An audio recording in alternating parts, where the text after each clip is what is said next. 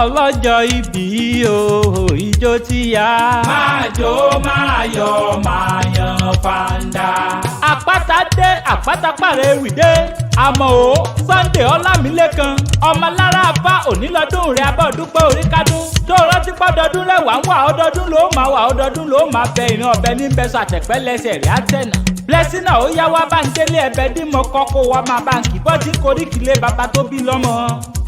ẹ o Ọlámilékan ọmọ Adéwuyì alára Ifá ọmọ bàbá onílà méjì nílùú Ìsẹ́yìn mọ́ gbóhùn ẹnu mi MC Blessing àbí mo bá ti dé ẹ ti mọ̀ pé èmi ni Ìsẹ́yìn orò ní í ṣe lé bàbá rẹ ọmọ ẹbẹ dímọ̀ kọ